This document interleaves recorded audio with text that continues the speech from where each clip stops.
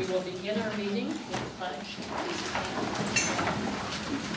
Pledge allegiance to the flag of the United States of America and to the republic for which it stands, one nation, under God, indivisible, with liberty and justice for all.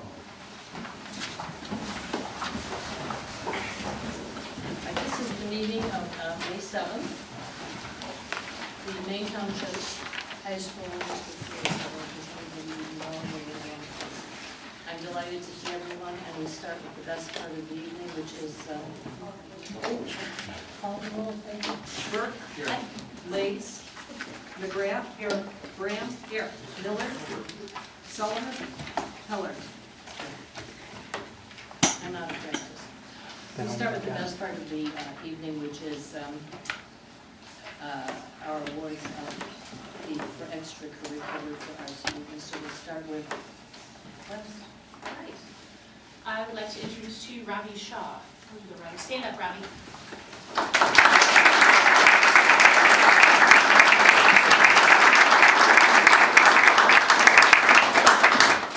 I realized about halfway over here that I forgot my note card with all my notes about Robbie, and I was going to turn around and go back and get it, and I thought, I don't need my notes. I have known Robbie since his freshman year, where I put him on my freshman leadership team, my principal's leadership team, because as a freshman, he was already emerging as somebody who was at the top of the class, somebody who I wanted to make sure that I got to know as well as possible before he graduated.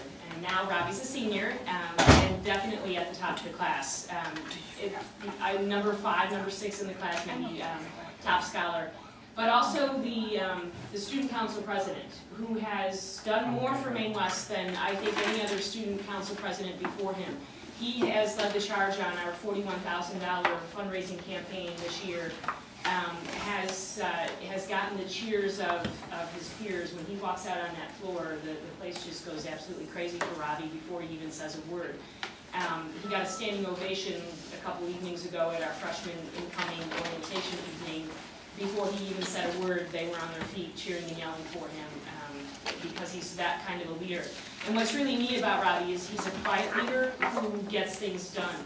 He'll ask a question at the very right time. He'll ask a question that changes a conversation and gets things going and moving forward, and just has made an incredible difference at Maine West. His smarts clearly set him above everybody else, but his leadership is what, for me, has made such a difference at Maine West. He's also editor of the Westerner. He's involved in a million things at school. He's on the tennis team. He beat me last summer, actually, on the tennis court. I'm surprised he's still at school. Yes, and I let him come back. So I'm very proud of Robbie. I'm proud to say I've known him for 4 years. I will miss him. And when he tells you what he's doing next year, you will see why I'm over the top proud of Robbie. So our 207's best for Maine West, Robbie Shaw.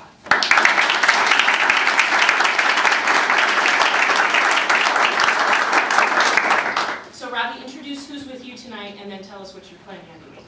All right, so this is my father. Hi. My cousin, sorry. My mom. My aunt. And in the fall, I'll be attending Harvard University. Wait, one more time, where? Harvard. Harvard. Harvard.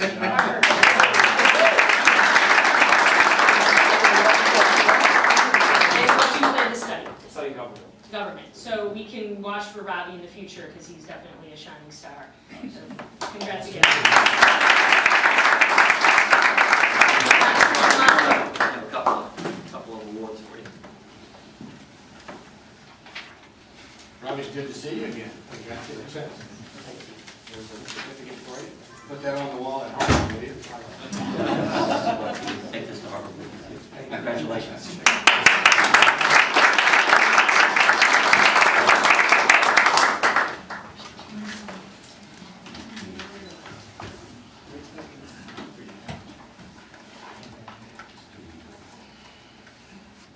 Okay, since we didn't unplug the thing, I guess we can keep going. We have, who's next? East. Hi, everybody. Very pleased to introduce our selection for 207's Best for Extracurricular Activities, Mr. Zach Wallen.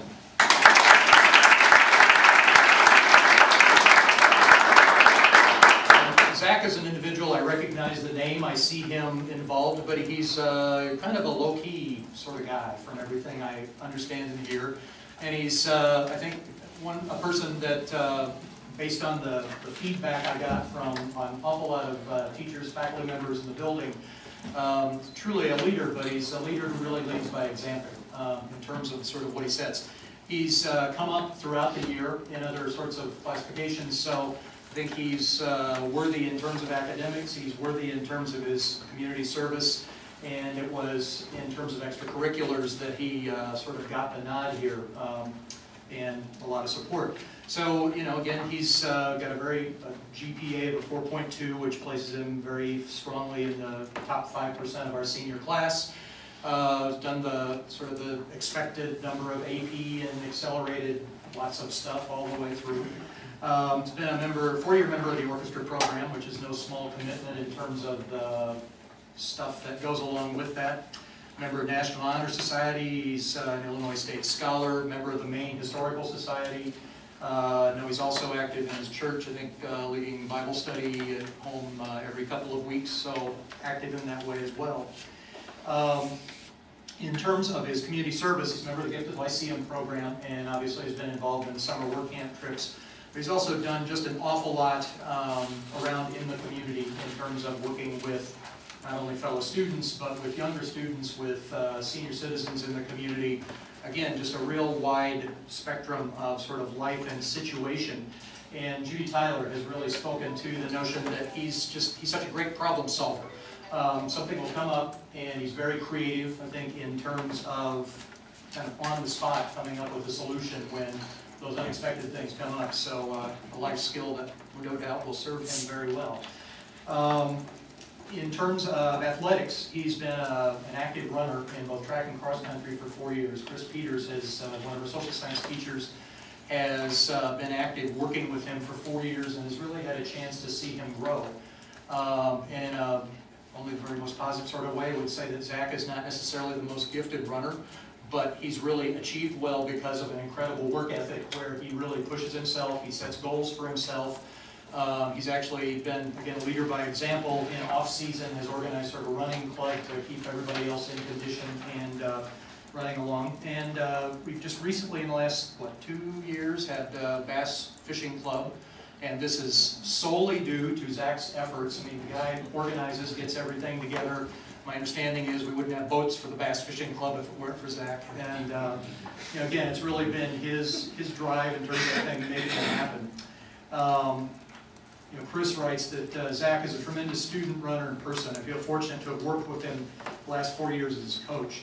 I can say with certainty that because of Zach Wallen, Maine East is a better school today than it was the day he walked through the doors for the first time. I also want to share just quickly something that Shnez Solomon, our AP Economics teacher, wrote about Zach. He said, Zach is one of those students who possesses all the top qualities. He's bright, kind, funny, respectful, mature, and generous to others. It almost seems unfair that someone can fly through AP Econ when so many other students struggle. Because he's a class act, Zach never gets impatient. Instead, he volunteers to teach others on the team. He's not a show-off, he is simply Zach. And I think that's that whole thing in the process of being simply Zach. You know, he's been a great role model to others at East. And what I hear from peers and from kids alike is an awful lot of respect for this young man. So we wish him well and say thank you.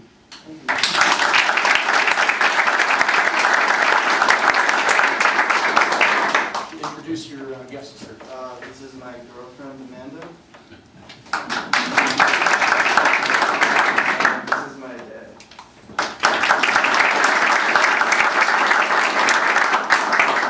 And this is Mrs. Tyler.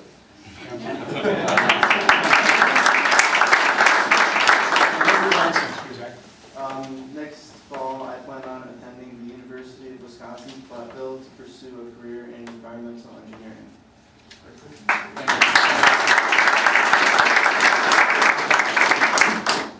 This is for you. You have the Board of Education. Congratulations. Come on to college.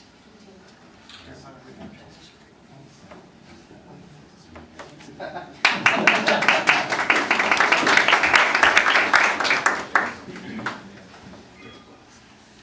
and next, Sean, if you would share with us your story. Maine South's 207 test for extracurricular involvement is Nick Mitchell.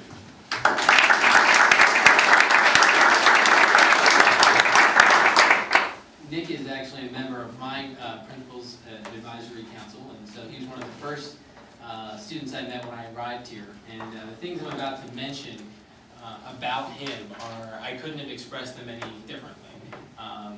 There's a couple of phrases that come to mind immediately when you think about Nick, and they're simple but important. It's please, thank you, and how can I help? That's sort of been, I think, the legacy you will leave behind at Maine South. He can be seen, if he's not participating in something, he's filming it. He's a huge sports fan, so he gets out to all of the events, and actually worked as the varsity, I'm going to make sure I get this right. It was the boys basketball, sort of like film manager. He actually produced a 10-minute YouTube clip about the team and their season. I think that's a special passion you have is sports and reporting on sports. However, I'm going to tell you a couple things here. I'm going to embarrass Mr. McGreevy, who's here tonight, by a statement he made. Nick is a personable, mature, and well-mannered young man. As a student, he has taken advantage of every opportunity to learn the many facets in the field of sociology. Nick is a focused student that reminds a teacher why they entered the discipline of education. As I go forward teaching at Maine South High School, I hope to be fortunate enough to have students with the same enthusiasm for learning as Nick. On a daily basis, he conveys an outstanding attitude and carries himself in an unassuming way. His personality and character are such that his peers and my colleagues speak highly of him. He is courteous to everyone he comes into contact with, and he shows high levels of respect for all of his peers. He is full of goodness, and is one who will give his very best in every situation. Mr. Lavarado, this hardworking young man has proven himself as a leader at Maine South. He's passionate, conscientious, and committed to his goals and dreams. He's earned the respect of both students and teachers. Nick, I think that sums you up. I don't know anyone who doesn't know you. You're Maine South school spirit personified. Always quick with a smile, quick to help in a pinch. And this is my personal impression of you.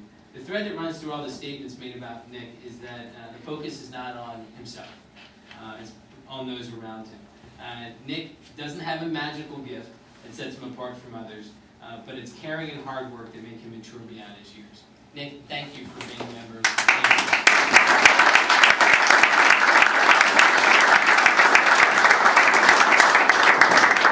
Tell us a little bit about who you brought with you tonight and what you're going to do next year. So, this is my grandpa, Ron.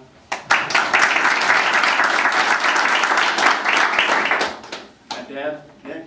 Went to my mom, Lillian, over there. Mr. McGreevy, thank you for the kind words. And next year, I'm planning on going to Oxford. But no, Concordia University, be a student there and play some baseball there, so that's what I'm planning on doing.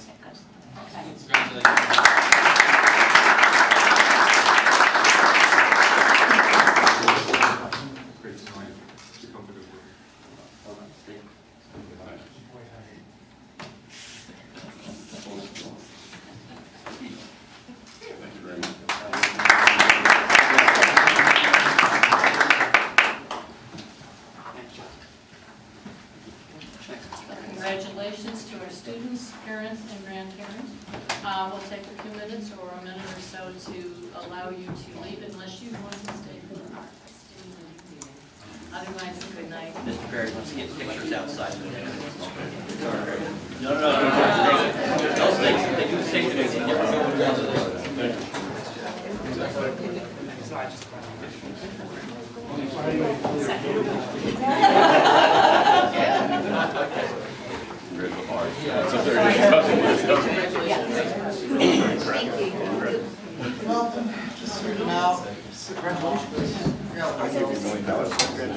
Thank you very much. Thank you very much. I'd be more than that. Likewise. Nice to meet you, sir. Very nice to meet you.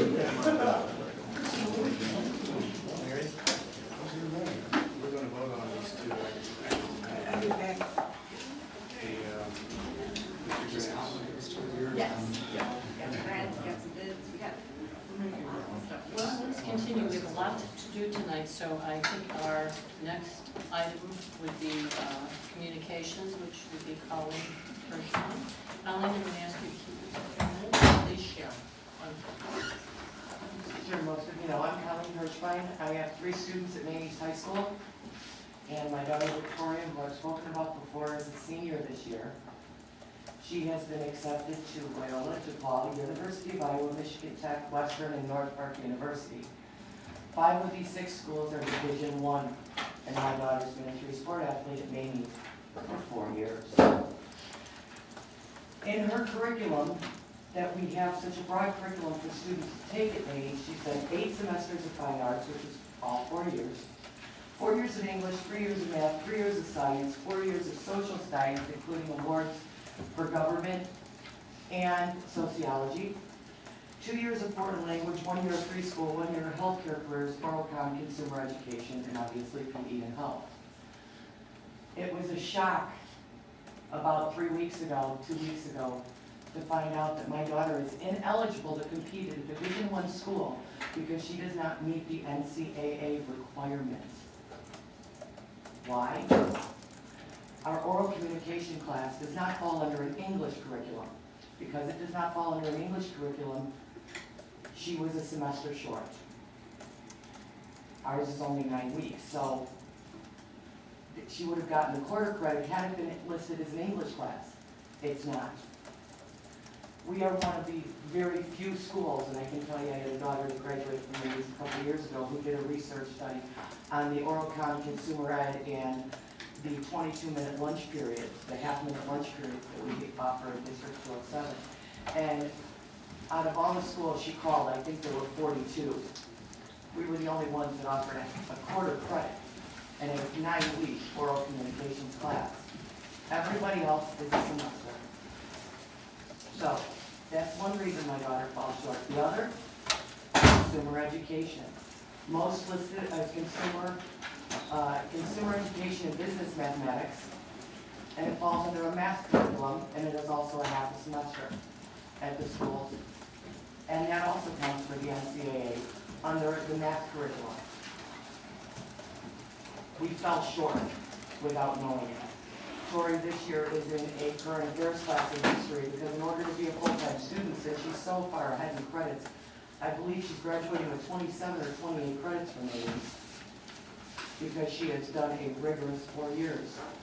This year she actually has like 3.5 free periods in her day and is still a full-time student. But they put her into a current affairs class because that's what fit into one of the openings in her schedule that she didn't need prerequisites to have taken. Because with our cut of staff, you know, the classes became kind of limited in what period. So she was put in current affairs, which was a history class. Well, that one's not considered college preparatory. It's considered a lower average class, low class. It's not college preparatory, and that's also not recognized by the NCAA because the curriculum isn't required. Unfortunately, that shouldn't be happening to our students. And it's a simple change. The way we list things, she would have only been a half a credit short had the oral communications been listed as an English class and the consumer and business mathematics be listed under a consumer business mathematics instead of consumer education. One is listed under business, unfortunately it doesn't count there. Oral communications is listed under speech, drama, and broadcasting. Colleges recognize speech and oral communications as an English credit. If we're worried about students cheaping out on the 4 years of English, make the requirement 4.5. One of them must be oral communication. Because nobody in 4 years of sports has said, watch what the NCAA requires. Guidance counselor, who is also my daughter's cheerleading coach. Didn't think to mention it, but you know, she's part-time and she has a very heavy caseload of students and minimal time to do it. I have 2 kids in special ed. This year she's managed to make it to 1 of 5 staffings. I can tell you, the part-time guidance counselor has a really big effect on students. A really big effect. And I think that that would be one of the things that I would ask the school board to change also. We need our guidance counselors to be full-time. We need them to be able to be there for the kids. Maybe if there was more time in the day, we would have known. I've made some suggestions to the school on ways they can maybe let their student athletes know. You know, we have a junior meeting, but we register for classes so early in our junior year for our senior year, and they don't like to make changes, but for an athlete who's gonna lose out on, probably, we were looking at $3,000 to $4,000 in college scholarships that we now lose out on. Because oral common consumer ed weren't counted. I mean, she can go to summer school, she can't register for college. She can go to summer school at the high school after she graduates and take 1 full year, and then she can still go. But then you gotta hope she can get all of her classes in that she needs for college, because she wouldn't be able to register until August. She could also take a course at the college for high school credit, but you are talking, 7 to 8 weeks also. And you're also talking $300 to $500. And you know what? I'm a parent that doesn't have a lot of money. So my daughter loses out, but please, take this into consideration and make sure nobody else loses out. Because it's just the way we label things. That's it. Thank you. Thank you. Do we have any other communications?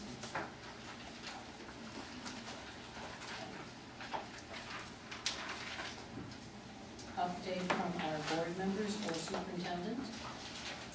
Just, I think we have everybody signed up for graduation, so we've got all the graduations covered.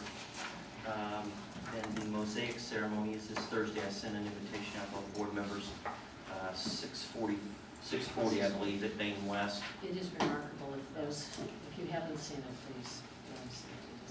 It is spectacular art achievement. I would just like to make a comment about the foundation dinner, which was, a couple of weeks ago. Very successful. We had about 140 people there. The 3 performing groups were outstanding, as they always are. And everybody had a good time, and the foundation made more money this year than they've ever made before. So we appreciate everybody who made an effort to come, and hopefully next year it'll even be better. So we again invite everybody to the foundation dinner next year. I think it's what, April? It'll be April, approximately the same time. Okay, and let's see, finance committee. Buildings and grounds. Oh, buildings and grounds. We have a couple of items to vote on tonight. Maintenance grant, I'm going to ask Mary if she will explain briefly what the maintenance grant amounts to. There's an opportunity for the district to get substantial engineering services for energy conservation for Maine South and Maine West. Maine East does not qualify because they are already so energy efficient that they could be an Energy Star rated school. The grant requirement is simply that we then, after they have the lengthy list of recommendations on the energy conservation measures, that we implement $10,000. We're free to do more than that, but we are required to do $10,000. And that money can't be used. We could also apply for additional energy grants from them, but that can't supplant the $10,000. So we are excited to submit that. We anticipate being able to save considerably more than that by having this team of engineers come through and do some energy conservation measures for those 2 buildings. When will that be completed? Well, we'd be applying for it, and it's about an 18-month process, so it'll go throughout all of next year and then 6 months in, and then they'll come back and do a review and consumption utilization reporting on the measures we've taken. Any questions? This sounds like a no-brainer when you can get that kind of a grant. The second is the Illinois Department of Commerce and Economic Opportunity, DCEO, and I asked Mike if he would respond to that briefly. That's the same one. That's the same one. Oh, it's all the same one? Yes. Okay. Then that's the only one we have. No, there is another grant that you brought up last time, $50,000 maintenance grant. Yeah, we approved I that at thought- the last board meeting We because did it it, was we did due. do that Yeah. last time? Okay, because I know we had the meeting just before the board meeting. Okay. Right. So that's all we have then? And we've got the Except we policies. have policies, Yeah. first reading of the policies, and everybody has a copy of those, I think. Does anybody have any problems or questions for the first reading, so that we can make those additions or We've got deletions? the on the agenda too. When we do it, then I've Yeah. got some notes. Okay, good. Okay, That's all. that's it? Finance, Finance Committee? Here. I'll take it. Thank you. We also have What some, are we gonna cover everything, we're gonna, like 3 or 4 of the things on our agenda are probably on the agenda, which we can cover in context. yeah, so there, 3 or 4 of the things are gonna come up later, I think it's easier to answer questions in context. so we pre-screened some items for tonight's board meeting, and they're in your packet for both action and information.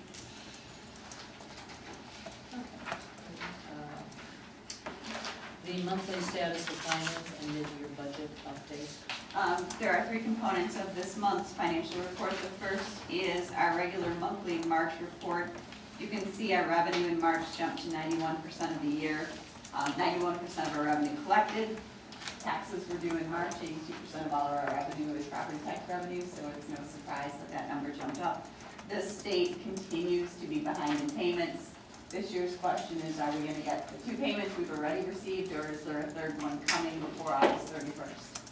On the expenditure side, we're tracking a little below the 75% mark, which March is, but that's because salary and benefits for 10-month employees are paid out for the summer in June, so June generally sees 6 payrolls instead of the typical 2. So with that, the March financial report is in line. The second element is our 3rd quarter budget update, which takes us through the month of March. And the state payments will be the difference between having a surplus or a deficit. If we do not get that 3rd payment that we've budgeted for, we will have a deficit of about $560,000. If that 3rd payment comes through, we should have a surplus of about $1.3 million. We have budgeted a surplus this year, a deficit, of $1 million. We anticipate with that budget, when we adopted it in September, that we would run a surplus budget. And that holds to be true as we're looking at the 3rd quarter. And the 3rd component is just a brief report out. The board passed for a parameter resolution for a bond refunding. We are happy to report that on March 24th, we received a bid for our bonds at a 1.75% interest rate, representing about over $800,000 in present value savings, or a present value savings of over 16%. The industry target is to do a refunding when the present value savings is 3% or greater. Our parameters resolution called for a 10% or greater present value savings, and we were able to achieve that. At the we anticipate at the June board meeting we'll have some of the closing documents to share with you, the details, but this is again in advance for funding, so we technically will not close on these bonds until the month of September. JP Morgan Chase was the low bidder and sole bidder at 1.75%. This is really good news. This is a real money savings to the taxpayers. Very, very good news. I do have a question, Eric. When I look at the monthly expenses, which you prepare, most of our revenue is skewed year to year, and some of our expenses are too. And the thing that would help me, and I don't know if other people would feel the same way, is if you showed a prior year to date, like for example, if you showed April 30th this year revenue and expense. I personally don't even need it broken down by fund. In other words, if you just showed revenue, maybe the year before that too. So the last 2 years you could show revenue year to date this year to date the prior fiscal year, and expense year to date. Because when you look at the numbers, and 91%, because everything is so skewed, our expense revenues as well as our expenses. And I think it would be helpful. Yeah, I don't want to force that other people to feel it'd be useful to have, or take a lot of time, which I don't think it would. Well, what I'll do is run some template reports, and we'll bring them up to finance, have finance see which one they like best. It is nice and visual. I know you put this on the website. We looked at that at the finance meeting, but that's kind of like in completed year kind of comparison. It just shows visually exactly what's happening. And if you had something, it doesn't have to be a graph, something that showed last year to date, year before year to date revenue and expense, it's not hard to figure out where we're headed. I think that's a great idea, Ed, because it's hard to say, is 91% where we were last year, the year before? I think the 2 years would be should it be 75, or it's just hard to And know. you can't match it to the percentage of the year. I can't line up 3 years and look at it, just. I have enough trouble getting through the monthly book as it is, so something like that I agree would be very helpful. Look forward to Throw it on the finance. agenda finance committee, maybe we can look at something next week. Just elaborate.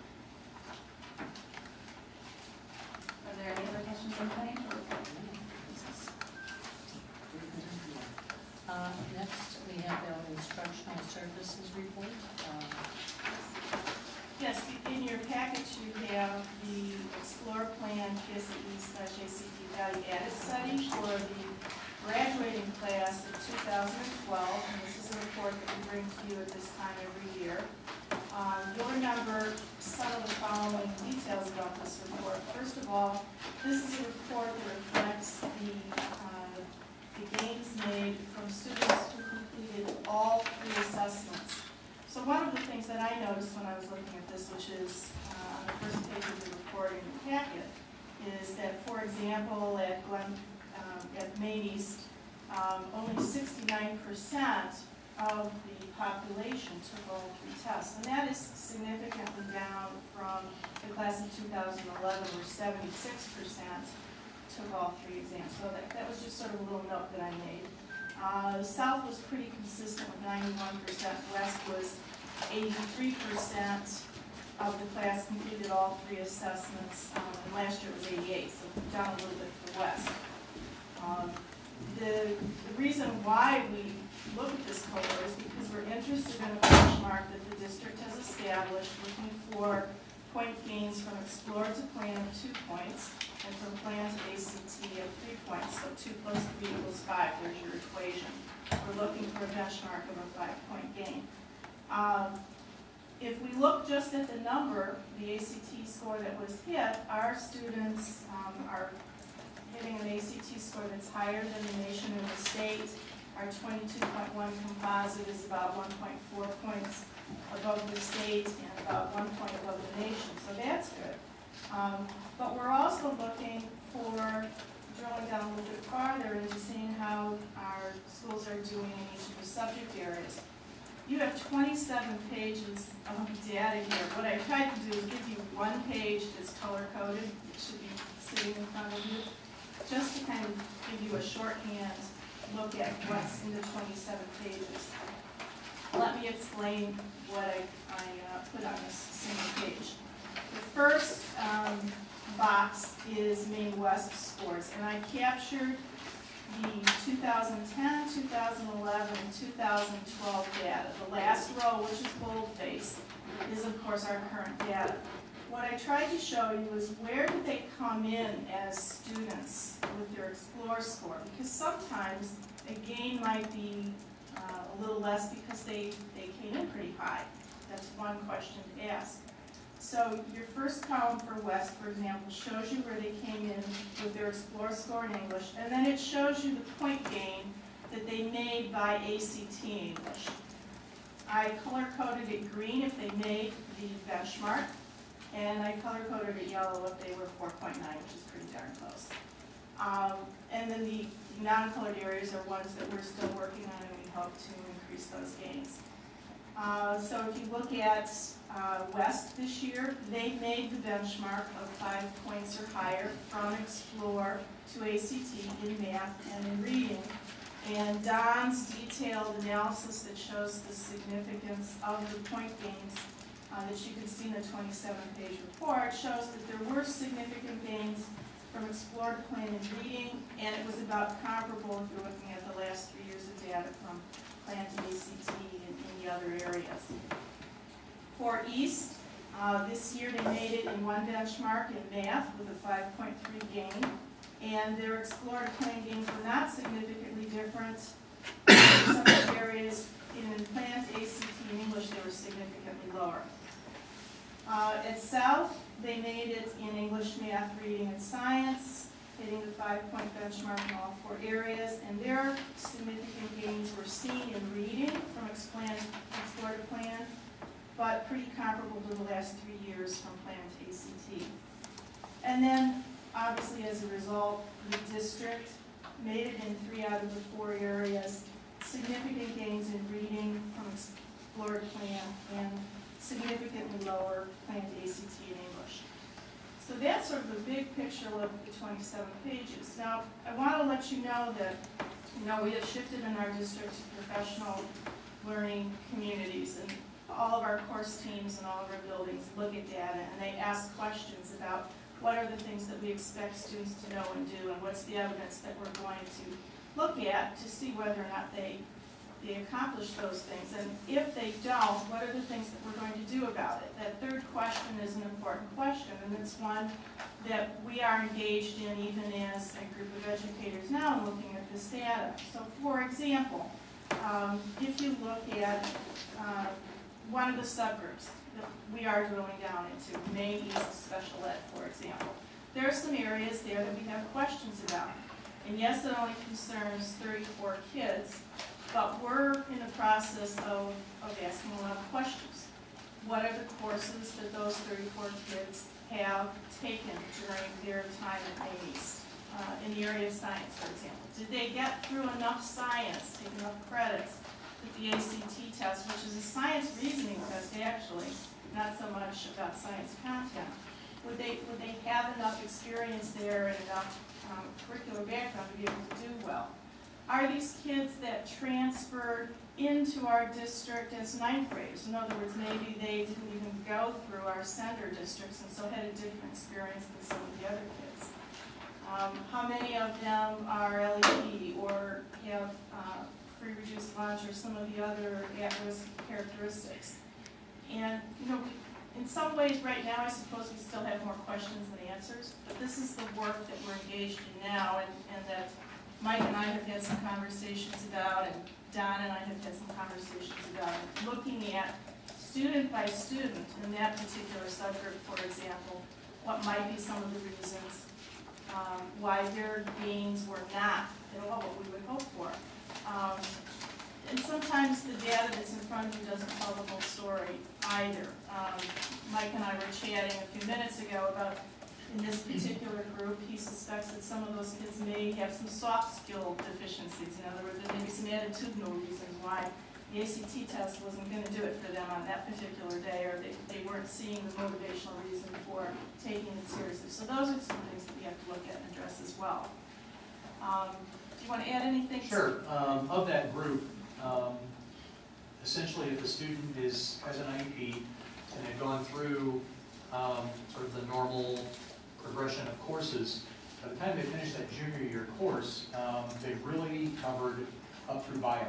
So they don't have everything, the curriculum we would expect a student to have for the ACT. Several of those students may actually, they get extended time as an accommodation. They may also have the test read to them. And again, because the science exam is one of science reasoning, first of all, you're going to read a prompt, so the students may have some struggles in terms of just their comprehension, merely reading. You'll look at a graphic representation, so it may be a graph, a chart, a table of some sort, referring back and forth. If you've had the excerpt read to you, that can be sort of an additional challenge. Then you've got to make inferences based on what's there. So I mean, it really is pretty demanding. And the thing that I've heard anecdotally my whole time at East is, kids get to a point and there may be that sense of, just the ACT is not really relevant to them. In some instances, they really, really work, but they've been through a whole battery of tests. It's taken them longer, so what may take a general education student about 3.5 hours to get through the battery of tests can take 4, 5, 6 hours for students who really stick with it and take advantage of every bit of time. And sometimes they didn't give up because it's very, very hard. So again, what we're looking for, we just got the report last week. We want to see specifically the individual students, kind of go back again and get a sense of who these students were, a little more about what's there, and this absolutely, we're also doing a curriculum project, some alignment with the entry-level science class now, so that hopefully we're going to be able to accelerate the learning a little bit and see if we can help kids be better prepared by the time they get to the ACT. And it absolutely is something that we want our PLTs, professional learning teams, to be grappling with, where you've got a group of teachers who are working with the entire continuum of students, saying, okay, what do you see from this? What does the data tell us, and what are we going to do about it? Don, anything to add that we have forgotten to mention? No, I think generally in these at-risk populations, they're the least likely to actually pass at all 3 points in time, so in freshman year, sophomore year, and junior year. There are a lot of intervening factors that, for example, LEP students who are just coming to us from another country, it's really unreasonable to have them sit down and take these explore, so they're out of the value-added you know, the special ed. And there are quite a few more students in the subgroup this year, so I think that reflects over the past few years us being more diligent about making sure that we are testing all kids. So we might be getting some lower functioning kids that we didn't test before. Last year was 25 in that subgroup, I Yeah. believe, as opposed to 31. Well, just real quick, I'm a little confused by that number. You're talking about a population of 34, 35? Right, I'm referencing a chart on page 21, which is the chart that breaks out Maine's performance of special ed students. But there's more than 20 or 35 special ed students at Maine. It's in one class. This is in one class. Okay, we're talking about one Cohort, Yeah. the graduating Oh, class of okay. 2012. And Who they tested on all Who three tested. tests. And okay. Because Yeah, there's more than 34 in that class, but 34 represents the number of students to explore the plan and the ACT for the purposes of this report. So one of the things I think we want to look at too is where are the 31% who didn't take all three, and how many of those are in some of these groups as well, whose data we're not seeing. So that was a question I had too, is what is the other half of it? If you took all the kids who are currently in special ed at least, 34 took the 3 years to test, how many are not counted? How many get thrown out? Because they were missing one of the three. Of the current senior. Of the current senior class, it took the Prairie State last year. Typically that hovers right around 45 kids at East. It's actually lower than at the other buildings. That's all, so it's only like 12 or 13 then? Yeah. Yeah, I think that's right. I was surprised too. So I think the difference that I'm noticing this year though, with all of these reports that we're bringing to you, is what's happening with these reports and the intentional process of feeding them back into some study groups to look at the data and to not just let them be static reports, but to actually drill down and do something about it. And I'm sure that, we just had, for example, a draft of the science standards that are going to be adopted in Illinois come out. That'll have an impact too, as we're looking at curricular changes across the board, not just in special ed. But I know our science chairs and teachers are looking at the rigor that's going to be demanded there. So we're going to probably be bringing back to you in the future some continuing recommendations, in science and other areas, as well as the Common Core rules. And Barb, one question, in terms of like the Common Core, I think I'm looking at these overall scores, I see, as a district, when you get down to that, those district totals, that in English, math, and reading, as a district, we seem to make that 5-point increase that we're looking for. We're not making it in science, and the only school that's making it, makes that 5-point in science is South, and it's certainly not the kinds of gains that we see in the other areas at any of the schools, compared to the best areas versus science. What is so different about science, and will the Common Core address that, or do you see some changes already that are planned in our program that will move us forward in that? I'll make 3 observations and let others chime in. First of all, we haven't seen yet the benefit of the changes that we have started to make, because those kids are not in the cohort that we studied yet. So for example, am I right, Audrey, the group that's coming through biology, everybody taking biology as a freshman, and then chemistry, and then physics, and then AP courses, that wave of impact from those curricular changes has not reached this report yet. I would guess that would be 2 years? 2 years, at least, because the chem goes into effect next year, so at least 2 years. And East is starting to look at some of that as well. We've talked about it, and at this point, we're not considering the restructuring that they've done in terms of the full year of chemistry. We're still dealing with a semester of each. But again, I think there's an awful lot that we are doing in the process of, we're really looking at student success in terms of the pass rate, we're looking at the formative assessment we're doing, again, instructional methodologies in the classrooms to get that immediate feedback to determine, are we ready to go on, do we need to reteach, what do we need to do? And we've seen a significantly, at least first semester, we saw a significantly lower failure rate for science classes at East than we were seeing prior years, so we think that's good. Secondly, everybody will tell you that the science subtest is not really a test of science, it's a science reasoning test. So the extent to which the Common Core standards, which right now are literacy and math, not science, should help some of that. If we can really implement that with the integrity that is intended there, the reading, the writing, the speaking, the listening, the critical thinking across the curriculum should help with the science reasoning portion of it, I would think. And also, we have more intentionally articulated with our center districts and are looking at STEM areas with our 8th grade students. We're using a lot of NSERC, CTEI, and Perkins money this summer, in fact, to plan for next summer for a huge STEM camp for 8th graders to kind of focus some of our science work between the center districts and ourselves and strengthen those connections. And then with the science standards that are coming out, is those are going to be grappled with and eventually adopted. I think that's going to cause everybody to look at what our curriculum is and reading the rigor that's implied there. And there's another important thing with science. Don't be misled by a lower science score and think that our kids are performing lower. In fact, the lower science score, typically year in, year out, the same relative position is achieved in about all of the battery of tests. So for example, where we might get a 6 in English, and let's say that was in the top 70% of the country, a 5 in science would translate to about the same relative position, top 70 in the country. The scales of these scores, science is just an outlier, where the other ones tend to be achievable in that 5 point.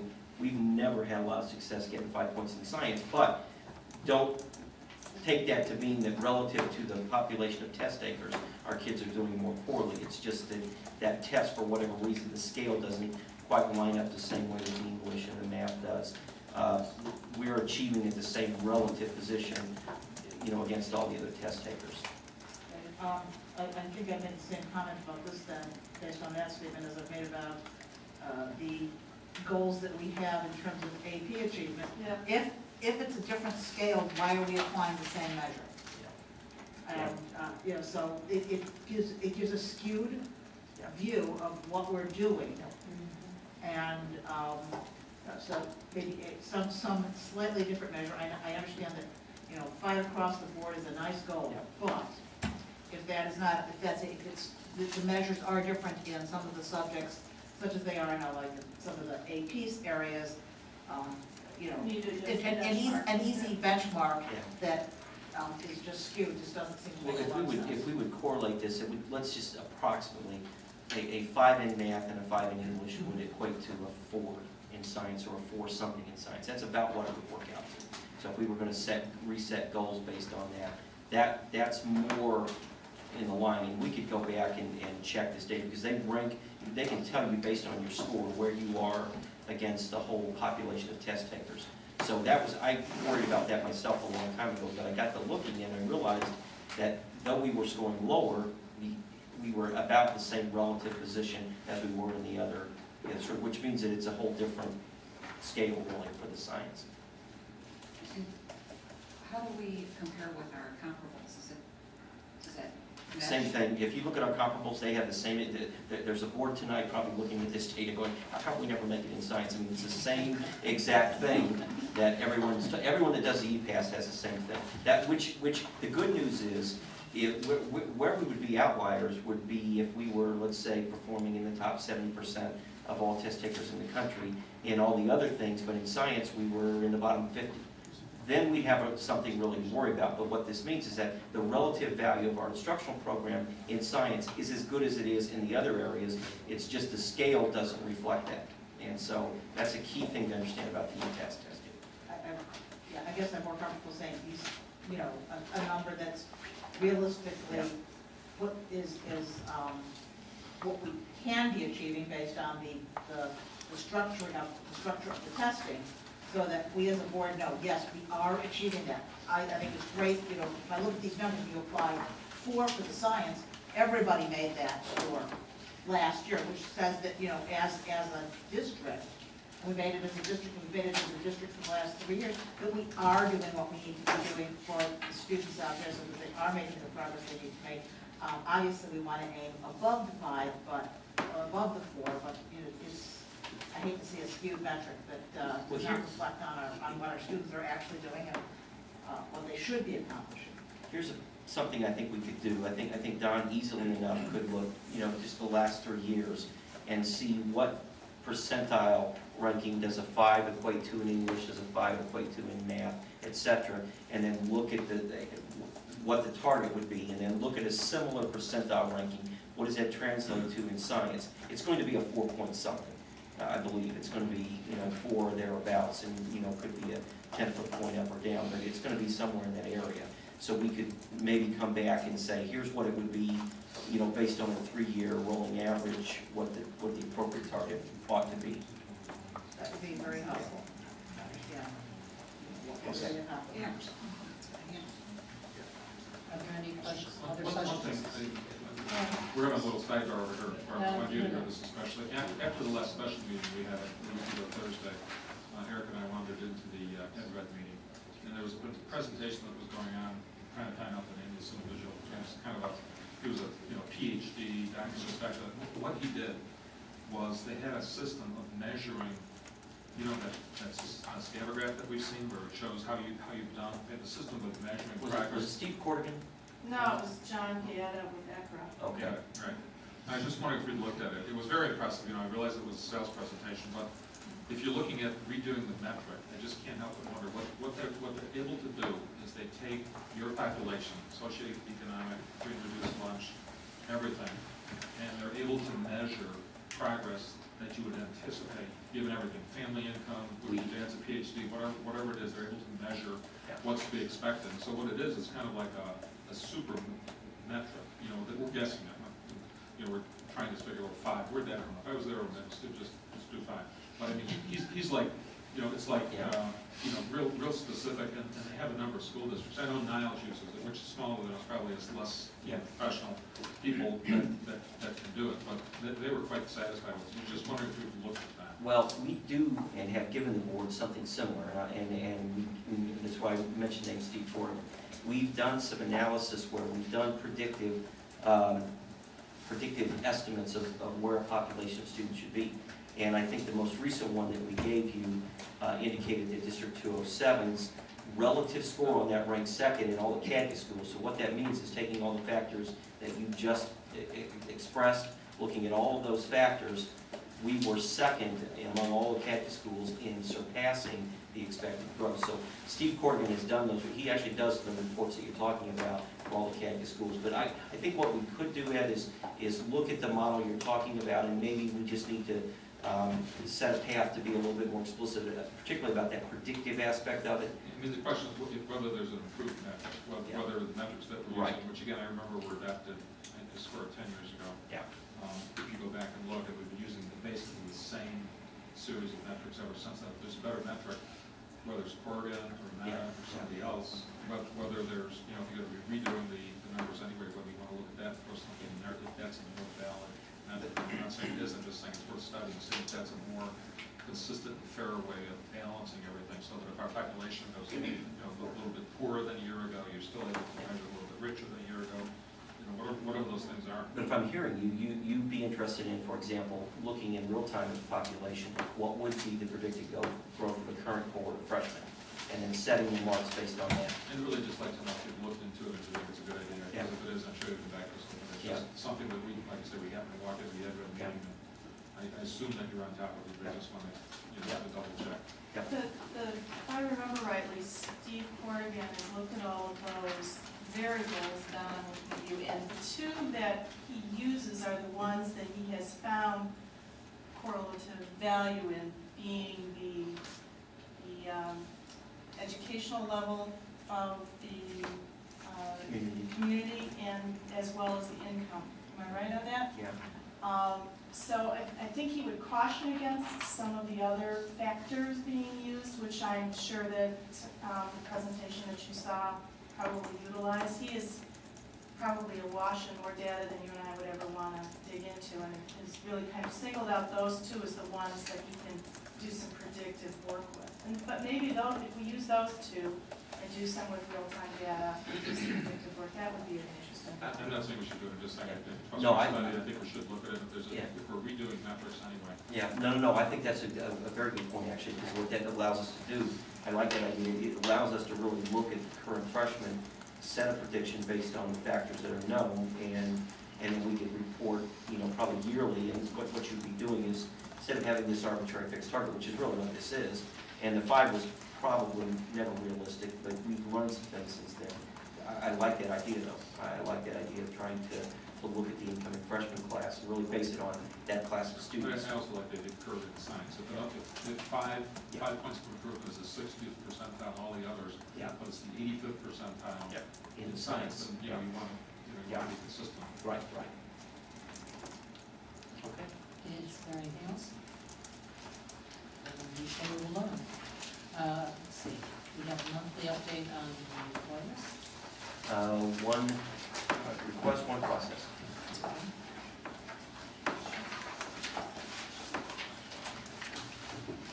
And number 6, the policies and procedures, first reading on 5620, 5640, 5660, 5680, 71, 7310, 7311, and 7320. And the discipline procedures and extracurricular code of conduct 2012-2013. Has everyone had an opportunity to look these over? This is our first reading. Are there any questions? And do we need to refer anything back to policy? I was hoping maybe someone would give us an overview. No, sir. I'll take 5620 to 7100 as a block. As you know, we subscribe to the Illinois Association of School Boards Press Policy. And they come through and do regular updates to policy based on new law changes. So this batch came to us in the press edition.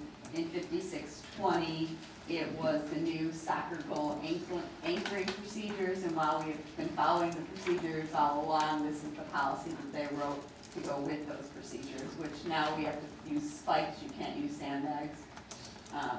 In 5640, it took out the application from child murder to just any murder. So now the policy applies to any murder, not specifically those that have murdered a child.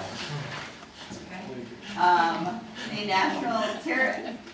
National Terrorism Advisory System replaced the Homeland Security System, and instead of now having our color-coded red alert, orange alert, green alert, yellow alert, we have low, high, medium, and everything severe, same benchmarks, but yeah, new things. The 5680 updated some of the AED procedures. The electric defibrillators. So one of them is that now instead of every entity requiring to report out on its use, they're having the paramedics do it, because the paramedics would serve multiple entities. And also, about the coordinating of the training and having the AED users put in there. In 7100, it solidifies last year they passed a law that 15 passenger vans were no longer allowed for transporting of students under any conditions. So this policy updates it to reflect that. The minibuses are still allowed, it's just specifically for How many 15 passengers. students are on the minibus? I think they serve about 14 plus the driver. So you, of course, you could do less of it. So that whole batch was just compliance with law changes. Okay, so nothing controversial, nothing that concerns the administration? Nothing that really concerns us, it's just updating it to comply with the law. The next batch is facility usage.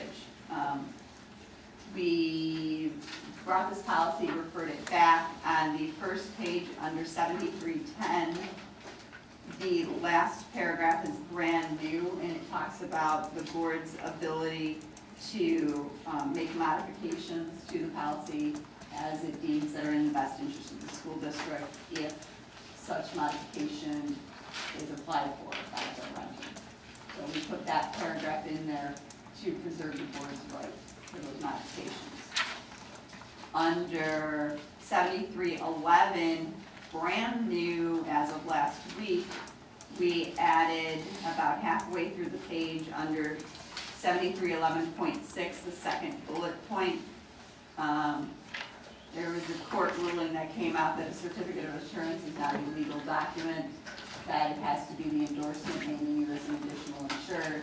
So we added this verbiage to the policy to comply with that. Did that come from Press too?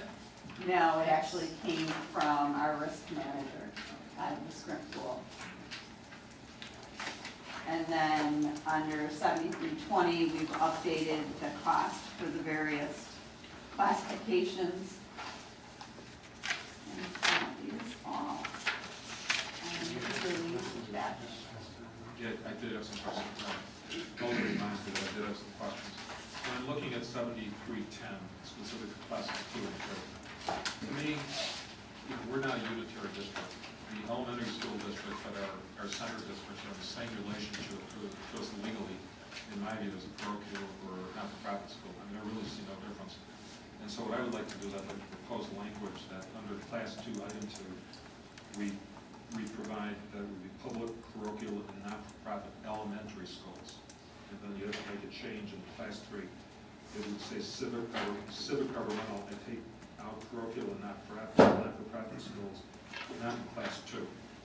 So that what I really don't imagine, I really can't think of a reason why we would discriminate against an elementary school student who's from a not-for-profit or parochial school in terms of that school's use of our facilities. I understand that if a kid elects to go to a different high school, that's a little different story, maybe some problems over usage and compete with some of those high schools in the athletic field. I understand all that, but it seems to me that there's no real basis to, in effect, treat a private school differently than a public school. And a public school is not part of our organization, not part of the budget. They do what they want to do. So I would like to propose that. I don't know what the proper process is, whether we need to vote on it as an amendment this time or next time. I'm flexible on that, but I would suggest that we try to treat elementary schools as elementary schools. If you guys will definitely. I'd make one slight tweak to your suggestion, Ed, that there are a couple of schools in the district that are 6 through 12. So we want to include any school that had, under those circumstances, students in grades 9 through 12, because You want to include or exclude? I'd like to keep them in class 3, because they do have high school, but they're not purely either a high school or an elementary school. So I know that this came up last time, and I know I'm back to committee. I'm not sure whether anybody in the buildings has a problem with this, whether there's any unforeseen consequences. I think our concern, and I think we talked about it last time, is just teasing out between elementary and some of the potential things we thought if it were a high school body. We want to make sure that we run it by legal counsel so that there's no discrimination, bias, or anything in the policy. Because when we talked about it initially, they said you could probably do it, but they'd want to take a look at the language just to make sure that we're on solid footing. What do we have to draft on? I think our version of drafting it and giving it to them for review is substantially cheaper. What I would do, and I'm taking up Margaret's point, the language I would put in Class 2 part there, it would say public, parochial, and not-for-profit elementary schools, parens, K-H. Or, I suppose you could argue any part there, you could have K to 6, I suppose, but you know what I'm getting at. Yeah. K to 8. Yeah. Yeah, whatever will exclude a school that is like 6 through Because they do have the high school element in there, and we don't want to. And then I think in class 3, number 1, if you just said civic governmental, schools not in class 2, and that's everybody else. And take out the curriculum, not the practice, that's what I would suggest. Or if there's a way to improve it. No, then that captures preschool too and everybody else for thinking of as a school. Right, because if you do the K through 8. Yeah, and then high school, I'm like, oh, what about preschool? Yeah.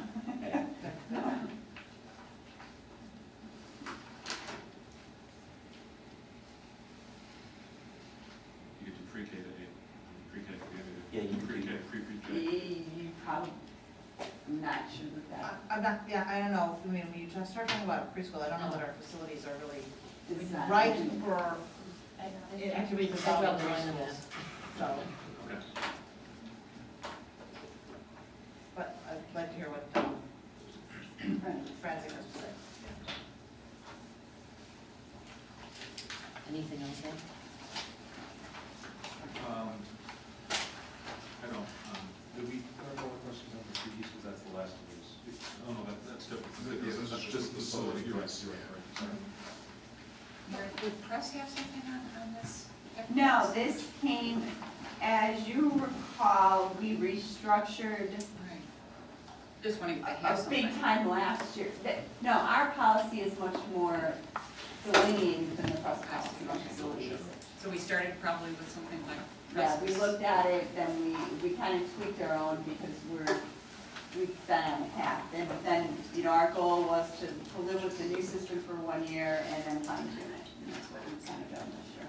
My only other question about it, getting off this one, is the entire extracurricular code of conduct, it doesn't have a number, but according, when this came out in the Friday notes 2 weeks ago, there was some reference that Marty, you had some issues with it like a year and a half ago. And I guess my question is, there's a lot of changes, I don't remember what they were, maybe you don't either remember, but.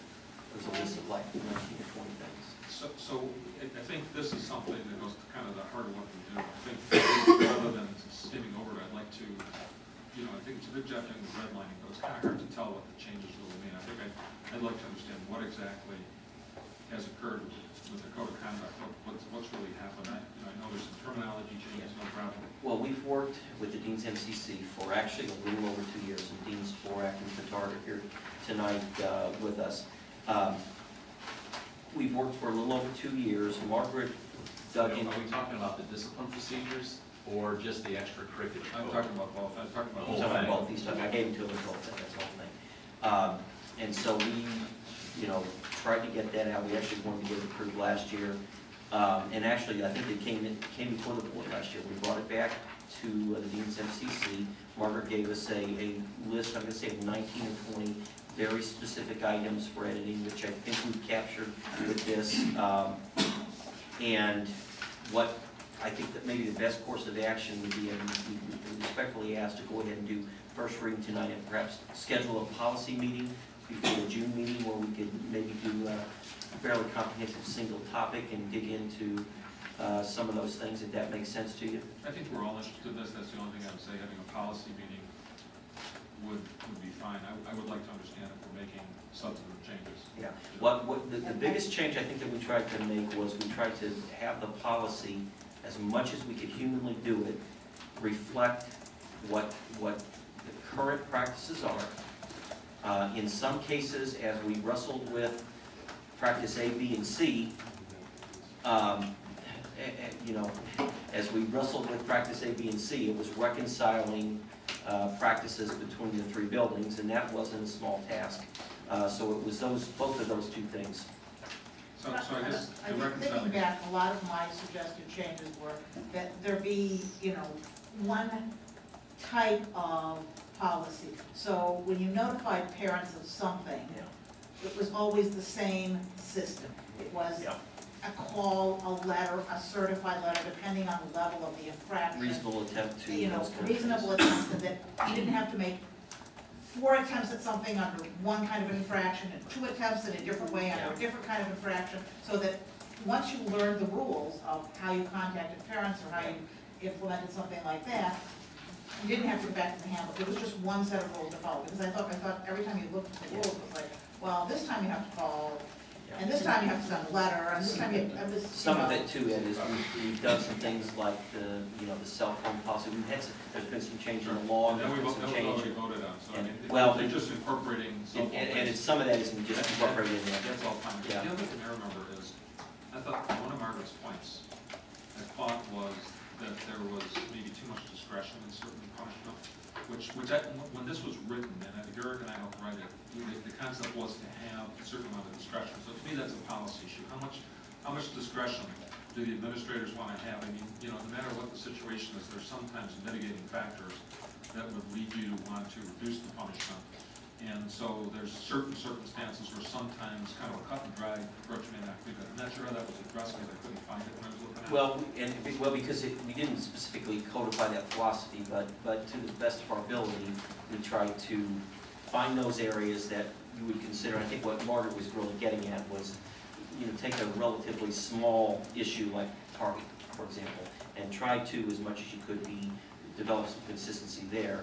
I think we still have discretion on some of the weightier issues within reason. There are some things that by law, if a weapon is brought to school, for example, there are certain things that must happen, and we think we've captured all of that. But I think we try to find a balance between what Margaret was trying to get at there. I having been a dean, I still believe that discretion is important.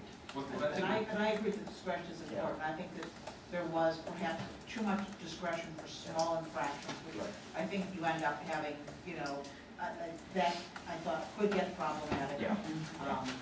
Yeah, Margaret had some very, very good reasons on her viewpoint. So not being sure who's on the policy committee and who can make it and who can't, I was wondering if another approach might be to do a write-up, not point by point, line by line, but just look from major to minor. These are the changes that we're suggesting. And then if anybody wants to go through and read it line by line, I can know some two definitional things that were consistent, big deal. We can work that out. But would that be something that would help? Because if there are actual changes in policy, that is something that I think we as a board would like to know. It's not that easy looking at the red line. First of all, I get 4 different color red lines. It's hard to tell who suggested what. Is this kind of wellness? Is this great peaks? I mean, it's a little difficult to know. Well, I didn't realize there were 4 different colors of red. I can go back and probably fix that. It should just be one color of red. That's probably just a formatting thing. We can fix that. Maybe the ink was running low. But, the intent there, I believe, what we try to do is follow the strike-through and a red line markup procedure and, stay true to that. So anything that is stricken would be original language, and then anything written in red underline should be new language. So I don't mind reading and trying to compare it. I just think it would be useful to understand in a little bit more detail what the goal was. Because it's been 2 years now, is that right? Yes. So there's got to be somebody that feels here's what we've done, here's what we've accomplished. We've unified the schools. In some cases, maybe some schools' procedures have more stringent. In other cases, maybe it's got more flexible. I'd say a page of most is what I got. So like you're describing like an executive summary, in other words. Executive Okay. How it came about. Okay. I know you told us who did it. But what are you trying to accomplish then? If 1 or 2 of us wants to read it through a voice factor, we can do that. Okay. No, that's fine. We've sent it out in various versions 2 or 3 times probably over the last couple of years, and so this latest iteration is just a reflection of some very specific feedback that we had gotten. But I think that's a good idea. And if you can live without that, and we don't have to do a policy committee, we'll get the deans together, and probably a little bit more than a page, but we'll try to be descriptive about, a summary of. What was the goal? One goal was to unify the schools. Well, some of it's just updating, things that we hadn't updated for a few years, and we just needed to clarify and update some things. And if that doesn't satisfy some of us or all of us, maybe a workshop in the summer. And you can always bounce it at the next meeting back, because when would you have to publish this for next year? Well, we would like, we're going to miss the handbook, but what we would like to do is we would like to get it passed to be in effect for the start of school for next year. So, because the date that, August, say for example, by no later than August, we'd like to do it sooner than that. But nonetheless, once it gets passed, that is something that we can put on the website, and that becomes the official policy. I mean, I don't know that there's going to be any issues that may not, we may not even complete a workshop, and I'm in favor of bringing back student fees. Okay. Two votes. Schedule a workshop. No, let's not. Okay, if there is no further comments on that, let's move The on. other thing I would ask is, when we get the, something like the fee schedule for facility use,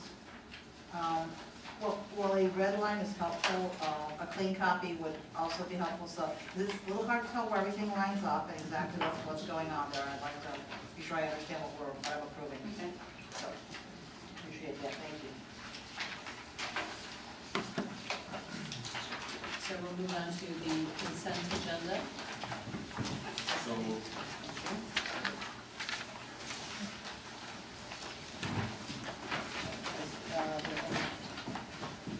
Questions or comments on it? Just take a second to make sure that, just want to make sure. Maybe more than this.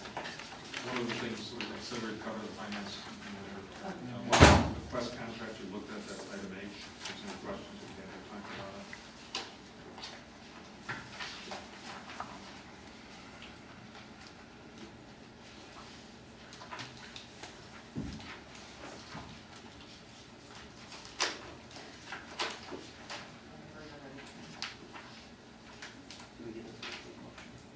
We have a motion and we have a second. Okay. And Margaret had I asked. just wanted to look at something, I'm okay with it now, thank you. Okay, then let's go. Two questions? No. McGrath, Aye. Burke, Yes. Miller, Aye. Lace, Aye. Graham, Yes. Heller. Yes.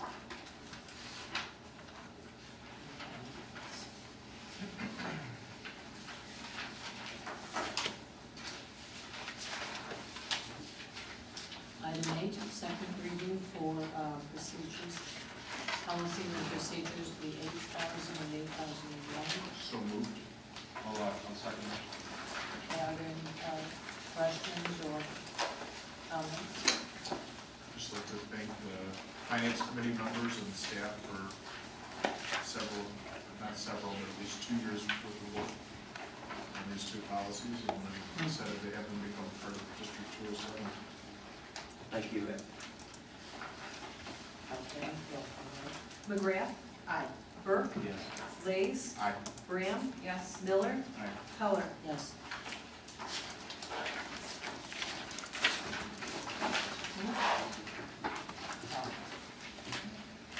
Nine, for 2012 summer curriculum projects, the recommendation that the Board of Education approve the summer curriculum projects as presented. So moved.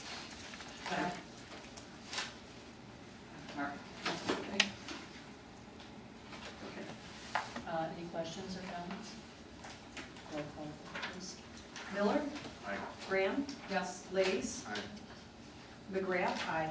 Burke, Yes. Heller. Yes. Number 10, review of bids and award of contracts. Awarded? For the March and April uniform summer. Second. Any comments, questions? Again, this is the one we vetted in the finance committee, and looked at carefully. You're comfortable with it, okay. Vote? Okay, vote. McGrath, Aye. Burke, Yes.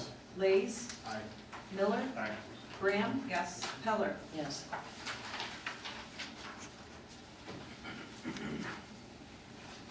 The approval of the application submission to the Illinois Department of Commerce and Economic Opportunity, DECA, Public Sector Record Commission Program. So moved. Second.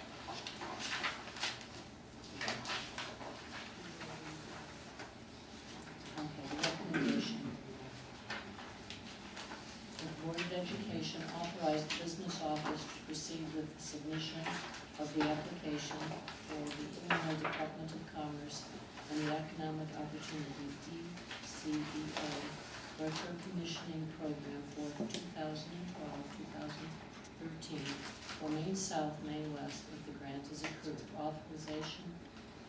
Authorize administration to spend the required minimum $10,000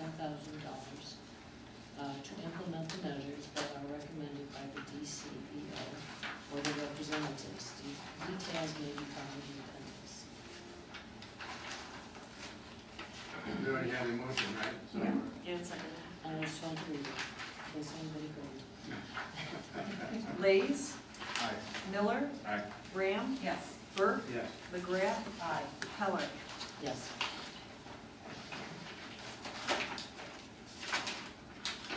The Maine East Emergency Repair. This is due to water leakage at the pool area. The recommendation that the Board of Education approve the emergency repair of the pool patio deck area at Williams High School in the amount of $31,860 as recommended by the Finance Committee. Details are found in the appendix. So moved. Second. We discussed at the finance committee what might happen to Mary if we decline to approve it. And I said the school code does not spell out what that means to me. I'd like not to find out, yeah. Since we're already, not a week ago Thursday when we met. But it was, It was either that or flood the building, so. Having the outcome of the vote will perhaps remain a mystery. Do we have, we moved a second. okay, then let us call the roll. Burke, Yes. Miller, Aye. Graham, Yes. Lees, Aye. McGrath, Heller. Yes. Summer school hours for special education and ESL department. So moved. Second.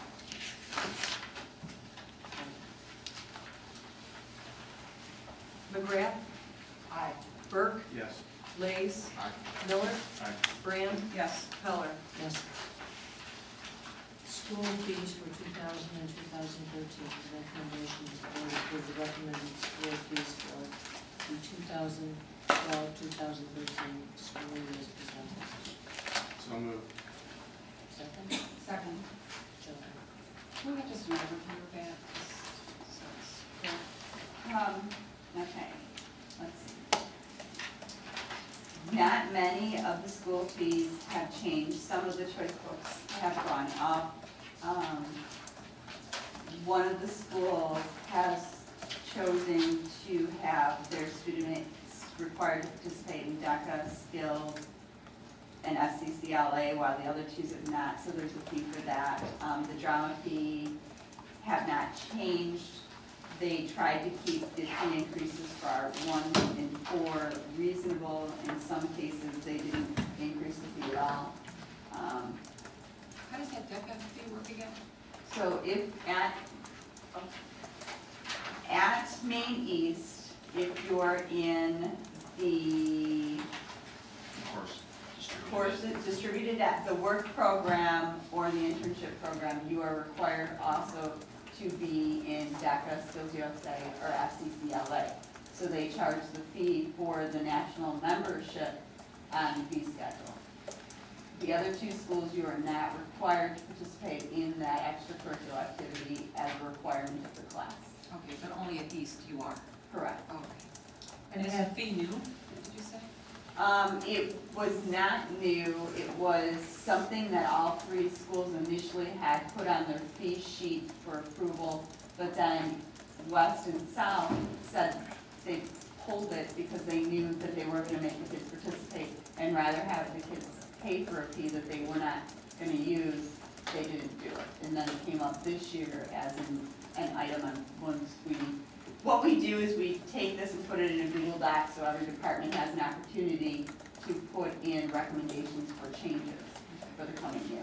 And it came out through that process, this inconsistency between the buildings. Could I ask a question? And one thing we talked about at the finance committee was that when it is a required fee, and we have students who are on free or reduced lunch, that the district is then paying these required fees. And do you have any numbers as to the number of students that? About $800 worth of fees just for that $15 or $16 fee waiver for the kids based on the free and reduced numbers of students in free and that qualify for free and reduced in those classes for next year. Sorry, I heard you talking about everything. DECA, Skills USA, the three. So it's Just that $15 or $800 $16 fee, yes, just for that component. So what does that tell you in terms of number of kids or? And, you know, what we did is we went through and pulled the course selection and the kids assigned to that and compared it against free and reduced. It's a large percentage of, East has the highest population of free and reduced students. So we didn't want to apply their percentage, we just went right down to the course. And if the students, if it was not a required fee and the district was not paying it, would the students who are in the class who are free and reduced, would they be able to participate in the competitions? The state competitions? It's my understanding that we have never denied students the ability to participate in an extracurricular for failure to be able to pay a fee for that extracurricular. And I think that would be true across the board. Okay, so if it were not a required fee, and so a student who didn't want to participate maybe would not, but a student who wanted to participate and who were free or reduced lunch, we would be. What the vast majority of the clubs fundraise to cover dues, trips, all of the things that extracurriculars do.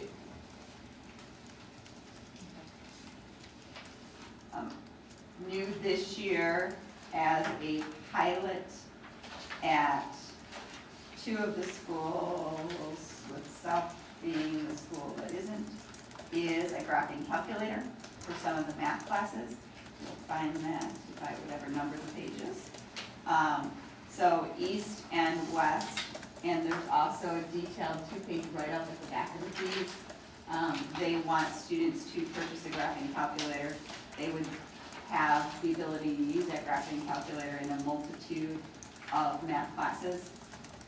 Students also have the opportunity to rent one for $35, so that's a lower cost option. And with free and reduced, they have to return the calculator. It's just like a book. Sometimes don't they make those calculators available during the specific classes where they use them? Or? Some math classes, I'm sure, have a classroom set of the graphing calculators, but then the students would be able to take them home. I just know personally, sometimes those things get lost. Yeah. And they're very expensive. Yes, I do. Yeah, I know. Yeah. It's an option, right? It is, except you are not allowed to use those during certain standardized tests. Because I actually asked that question. Take photos of the major security piece or possible quality achievements. Are there any other? And those are the major fee changes. If you recall, last year we did a 2-year approval of parking fees so that we could bring them all online for parking stickers. So that fee is listed, but it was already approved last year. I'm willing to approve these fees, but I would ask that maybe just go back and look at this requiring these fees for national associations for extracurriculars, which I don't believe any other mandatory fees for an organization outside of the district are assessed at any point in time. There's no fees. This is the only fees that go to some entity that is not affiliated with District 207.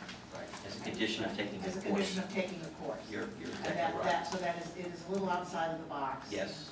And I like that you go back to the team and I mean, I obviously want everyone who wants to participate in those programs. I was fortunate enough to get to come over and judge in a DECA competition lesson. I know the success that the teams have had in that area, and I want them to continue to be successful, but at the same point in time, for the district to be required to pay fees to a non-district organization, if not everyone is participating, or, I don't know what the participation rates are, and I don't know how they're implementing it, but take a second look at that, I'd appreciate that. Will do. Lees, Aye. Graham, Yes. Miller, Aye. Burke, Yes. McGrath. Aye. Heller. Yes. The wellness proposal. The recommendation that the Board of Education approve the wellness program for the 2012-2013 for the on-site screening with the wellness and final exam days in June of 2012 at a cost of $78 per screening paid for by the employee and a premium differential for those individuals who do not participate in the on-site screening. So moved. Second. Any comments or questions? Do you, Mary and Greg, you guys get the, take a look on the business section? Yeah, there's an article about should employer have role in health, and then, Margaret, you don't have to do this too. But then that some companies offer wellness programs at just premiums. I thought that was us the first time I read it, but it actually goes way beyond that. Yeah. What it's talking about is charging certain people higher rates if they don't comply. And we're way short of that. Nobody's suggesting that people who, for example, are high blood pressure as a result of the wellness screening are required to do follow-up. But that's what this is about. It's just kind of interesting. I'm not suggesting it's something we want to do, but it's something we've stopped short of. So.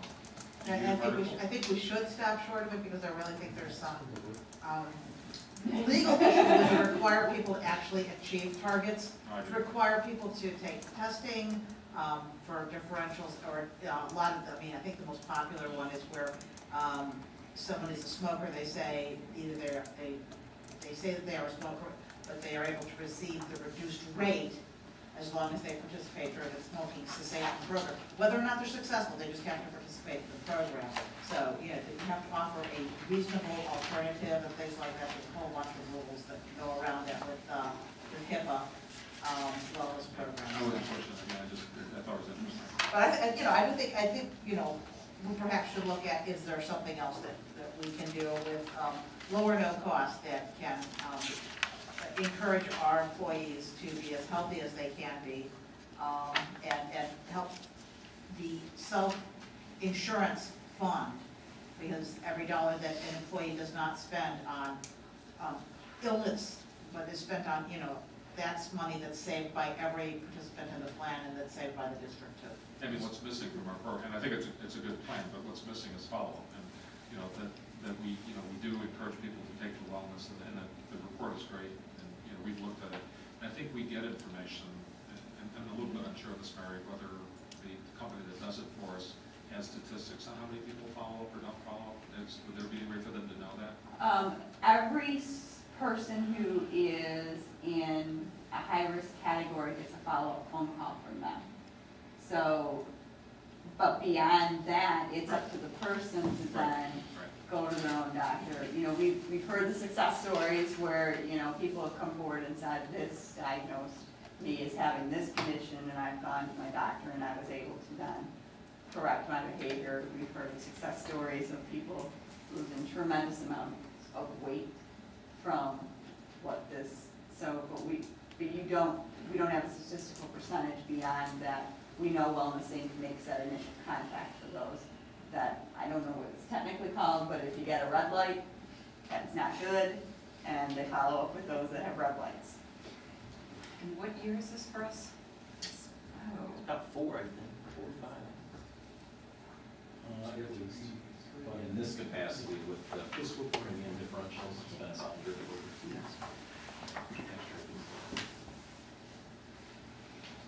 What percentage of our employees take advantage of the opportunity to have this? The cost for this test, the blood screening, is substantially lower than it would be otherwise. So if they get the cost, they cover the cost here. Obviously, our plan saves money that way. But there's what percentage of our employees are taking advantage of the ability to do this, and then getting the premium differential? After we switched to where they pay the $78, it dropped significantly. We were at about 40-something% previously, and now we're around about 25%, if I remember correctly. That don't do it. No, that do it.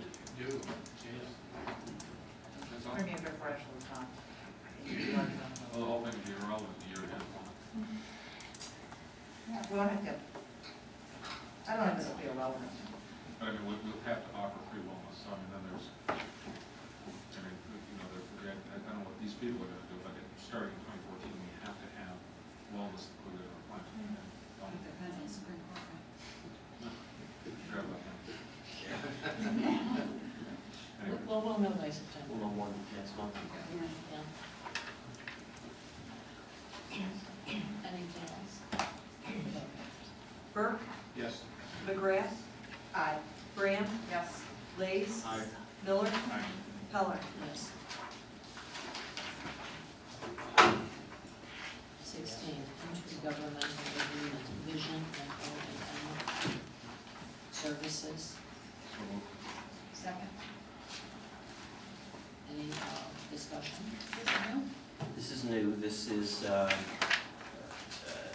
we've done it, and we've got a couple of intergovernmental agreements. These are both related to what would have previously been government MedSep services. So the first one, Vision O&M, and we're going to partner with District 62 and District 64 for those services. And then for the assistive technology, we're partnering with District 64.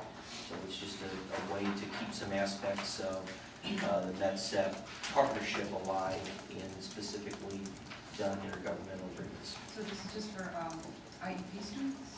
Yes, yes, yes, yes. And these have been reviewed by, Yes, they've been in fact, the draft was by Darcy Crea from Forensic Sullivan, so, yeah, they embedded. Any other questions or comments? So we're just voting on 16 right now, correct? Yes, 16. Just 16. Lees, Aye. Miller, Aye. Graham, Yes. McGrath, aye. Burke, Yes. Heller. Yes. Intergovernmental agreement, assistive technology services. So moved. Second. Any comments or conversations on this one? Same thing with that. Same here. Same. Yep. Lees, Aye. Miller, Aye. McGrath, Aye. Burke, Yes. Graham, Yes. Heller. Yes. Number 18, new club proposal, it's a Stitch at Main West. So moved. Any comments?